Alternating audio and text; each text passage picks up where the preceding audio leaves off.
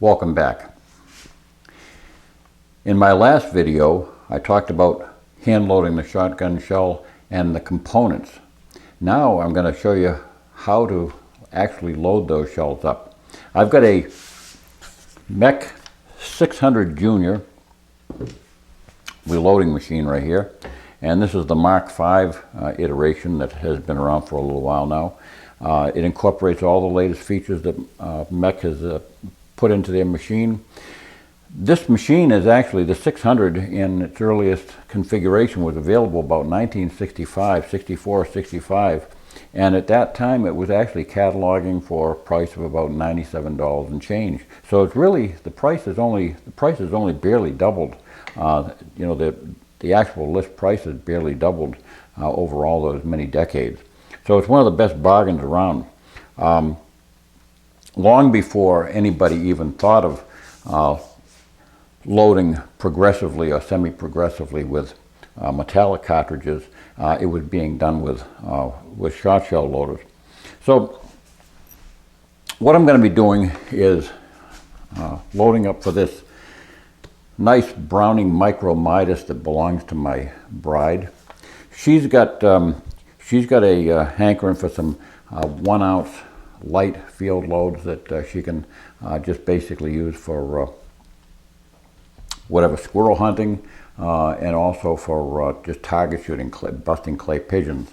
So that's what I'm going to do, is I'm going to load up some 7.5 1 ounce loads and see if I can concoct something for this 26-inch beauty.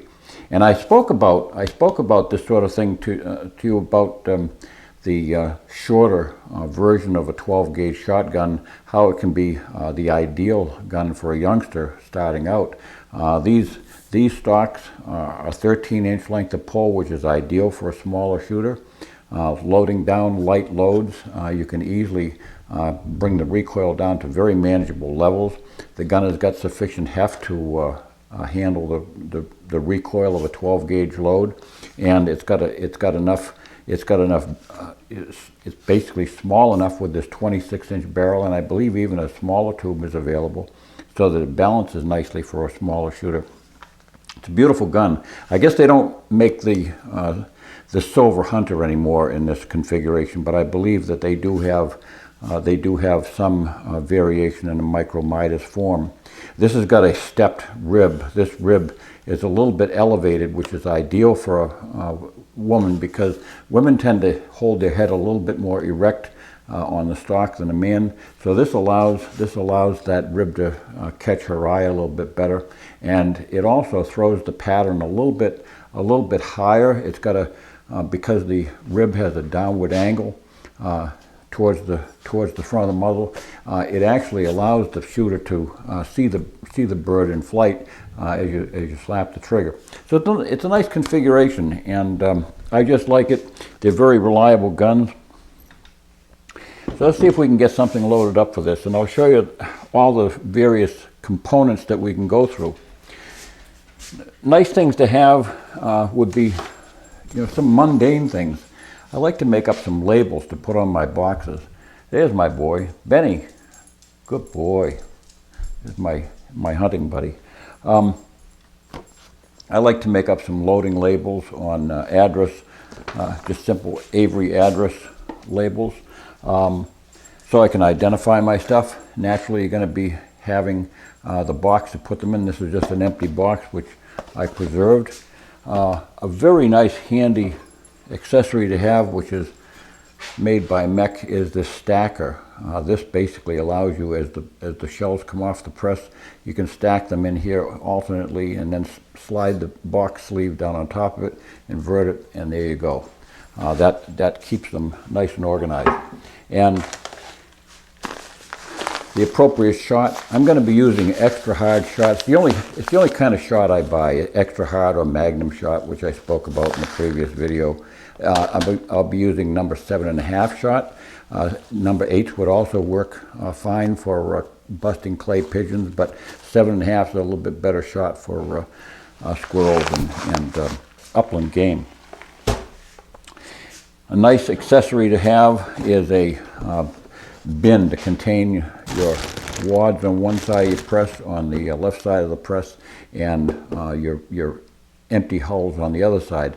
These bins are available through from Mek's catalog, but they're also available at your local hardware store, and I think I picked these up at Lowe's or something, or Home Depot. And it's very reasonable. Naturally, you've got hulls. Make sure that your hulls are serviceable. Just a note about that: they last for an awful long time. These have already been loaded five times. They're a little bit charred around the mouth. And some of that charring actually occurred with the very first firing because they were hot 1,300 foot per second sporting clays loads that I bought at one of the box stores. And I typically don't load 1,300 foot per second loads up. I like to be a little bit more gentle on both my shoulder and on the shells. So you don't really need that to break clay pigeons unless you're way back at a handicap position.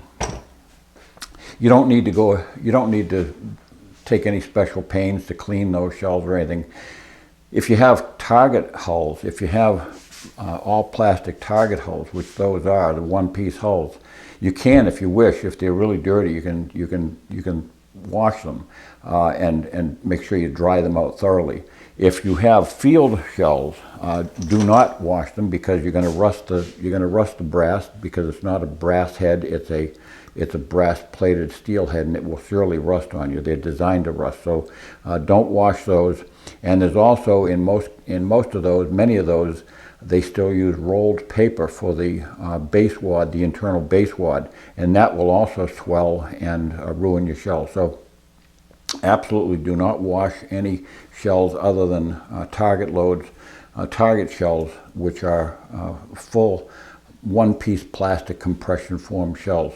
And be very sure that you've dried them thoroughly. But it's something, I've never washed a shell in my entire life. I've been doing this since I'm 15 years old, and I've never once washed a shell. If the brass gets a little bit grungy looking, I really couldn't care less. It works. That's the main thing. Is I take it to the trap range and it shoots. A very handy thing to have is this is a Mek funnel, that rather peculiar looking sort of funnel, but it works beautifully to prevent spillage of powder and pellets. It will happen, invariably, it will happen at some point in your reloading career where you're going to spill a few pellets or spill a little bit of powder inadvertently, and it's just one of those things that happens. But this is one of those devices. This is one of those devices that helps curb that problem. I've got powder. I've been using red dot powder for my target loads ever since I was 15. It's just why tradition. It's just a good powder. It performs beautifully. For one thing, the velocity range is ideal. It works with all target shells, even light field loads. Very reliable burning. Pressures are good. They're not excessive. And everything about it is just good. It's one of the most popular powders that's been around, I guess, mainly because it's been around. It's been around a long time. It's like bullseye powder with pistols. It's just one of those things that's been around so long that it's taken for granted. Winchester 209 primers. I've got gazillions of these, but I'm just going to be using 25. I'm just going to load up one box of 25, and those pink wads are AA 12 SLs, which means super light. So the actual designation that you'll find in your loading data is usually listed as a code number like that. It's a product number, and that's what you really look for when you're looking for your loading data. Another thing you're going to have is a 7/16 wrench to change your powder bushing and shot bushing. Just a word about the description of the shot charge bar and the powder bushing. On the side of on the end of the charge bar is listed a number, and this one here is 118, and that means 1 1/8 ounce of shot. that corresponds with the shot charge hole, which by the way has a nylon buffer on the side to prevent catching of hard shot so it doesn't jam. But this is a fixed bar for 1 1/8 ounce shot, and the bushing is removable. This particular bushing happens to be a number 37 that I was using for some heavier field loads with, I think, some green dot powder. But this right here is this is a device that I have changed out for my wife's particular loads. Now I've put in a number 100 bar, which is a 1 ounce shot charge bar. How I derive my load, let's go into that right now. Now this Alliant Reloaded guide is a few years old, but it doesn't make any difference. It corresponds with the same data that they have been producing online, so it's a good handy reference source to keep on my bench. Turning to this page right here, I've got 1 ounce of shot. Verify everything. Verify, first of all, it says 12 gauge 2 3/4 inch Winchester AA plastic shells. Check. 1 ounce. Check. Everything, check it off and make sure that you're working with the right data. Red dot powder. Check. Winchester 209 primers. Check. I should be looking for WA12SL wads. Check. WA12SL wads. Now I've got an option of 1145, 1200, 1250, or 1300 feet per second, depending on which powder bushing I put in. So I've got a powder bushing in there, which is, I don't have a number 28 bushing, but I do have a number 29 bushing, which will give me, according to this, if I turn to the reference section for the Mek powder bushings. Now this page lists Ponsness Warren, there's Hornady, so I've got all these different powder bushings. All I have to look for is I want to have around between 16 and 18 grains of powder, 16.5 rather, and 18 grains of powder. So I've got right here, I got 16.4 for a number 28 bushing, which I don't own. I'll have to get that one sometime. Or I have a number 29 bushing, which will provide 17.1 grains of powder. That 17.1 grains of powder falls comfortably between 1145 feet per second and 1200 feet per second. So that means it's going to give me somewhere around 1175 or so. We can just kind of interpret that and say that we're going to be getting in the high 1100s, but below 1200. So that's a good load for that gun. Now, as you can see, I marked my bottle here, the shot charge bottle, which is on this side. I've marked that bottle with 7.5 Magnum shot, because that way there I know what's in that bottle. If I should return a week later and I say, gee, I wonder if I put in number 6 shot in that bottle, or if it's number 8 or 7.5, because I use 3 different kinds of shot. Now this is a rather tricky operation. I'm working with a smaller bag. This is probably about 1/3 of a bag of shot right now, so it's not too difficult to handle. But if you've got a 25-pound bag of shot and you're trying to direct that shot into this funnel, it can get a little bit tricky, and it makes one ghastly mess if you miss. So you don't want to have any difficulties. It's not a bad idea to have a step stool in order to get in line with this. So very carefully, I say squeeze the end of this bag and control the flow with your left hand.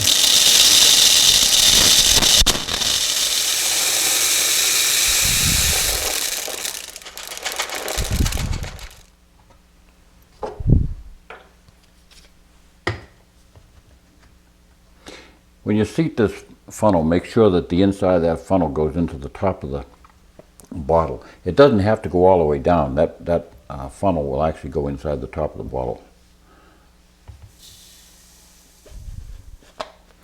Okay, for safety's sake and for consistency, even though I have the red identifying flakes in the bottle here that I can readily see, I still want to leave this bottle on my bench. That way I know for sure that that bottle goes with that powder, and plus I don't inadvertently throw the bottle away in case I want to throw it back into the storage cabinet and use a different powder for a different load. So now I've got my primers. I'm going to pour my wads into my bin here. I don't need to pour all of them in. I've got my labels ready. I've got some shot shells. Now let's give you a little bit of a tour of the press so we can get going. Now there are many ways to secure the press to the bench.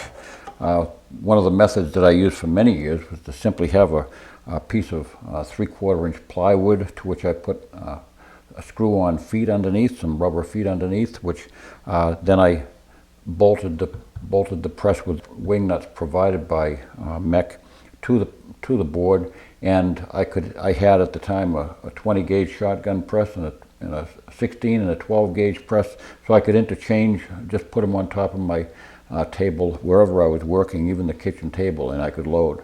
So this is a device that I just installed. I took one of these mechanics clamps which holds the back of it down, and I drilled 4 holes in my bench to which I have short screw bolts going down into those holes. They're just going into it just to secure it so it doesn't slide around, and I can simply push this back, lift the press right off, and remove it. We're ready to start loading. I'll invert these onto my board here, my primers, and I suggest strongly that you organize yourself with your right hand is going to be taking your empty hulls, and your left hand is going to be taking your wads. And you're also going to be stacking your completed shells in your stacker here. So we'll begin. In station number 1, just go to the back of the press and insert the shell, the hull, right on the back, the first station. Press it straight down, and that will pop out the primer, and it will also resize the brass head. And there's a cam here which will push down on this section right here, and that will pop that free. Now it's not a bad idea to use just a tiny bit of grease. I take regular EP chassis grease, just all you need. You don't need anything special at all, just EP chassis grease, and put a drop, just put a daub on there. You don't have to have a lot. Just renew that once every now and then. But once that has been completed, now you want to take a primer, put it on your priming station, and place the shell onto the next station number 2. Depress it until you feel that primer seat. You don't have to crush it. It's just basically going to slide right in there and come to a stop. The next station is moved to the center. This is the last time you're going to use your right hand. So you take your shell, place it under the holder, pull it down, push your bar to the side, lift it up. Now your right hand now becomes your press operation hand. With your left hand, grab your wad, press it down into the wad guide, hold it there, don't lift it up, hold it there, and throw your shot in. You should be registering a slight amount of pressure on here. Somewhere around 40 pounds of pressure is sufficient to make sure that you have good pressure on that powder and that everything is going to be seated correctly. Now that you have done that, just simply lift up, remove your shell carefully, because you've charged it with, you've got it completely charged now. You've got shot and powder in there with the wad. Next one, you go to this side station here. This is the crimp starter. This will actually begin forming your crimp. Always be sure that you have the correct crimp starter in it. From the factory, they'll have the 8-point star crimp in there, and also in the next station. That will provide this first, then just slide straight back. You don't have to take it out, just slide it straight back and complete your crimp. And push all the way down until you hear that pop. Now the first shell is completed. I want to check and inspect and see how my crimp is. I should have a nice, smooth, even star crimp. which is not too, it shouldn't be bulged. A slight bulge is fine as long as the crimp is tight. But you can make fine adjustments back here on this press, and the directions to your press, whether you have a Mek or some other press, will show you how to identify problems and how to correct them. This is a perfect 8-point star crimp, and it has nicely beveled the top edge of that shell. So let's do one more. I'm going to place the shell on station number 1.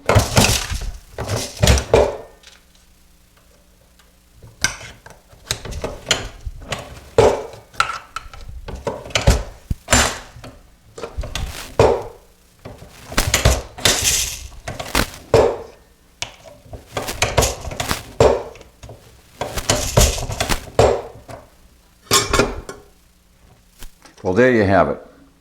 In a few minutes, I'll have finished up 25 rounds for my wife so she can have fun with her Browning and bust a bunch of birds. You might be wondering what's the rate of loading on that, the cyclic rate. Well, they claim around 100 to 150 rounds per hour, and I would say that that's a accurate figure. I typically run somewhere around, when I get going, around about 120 or so rounds per hour.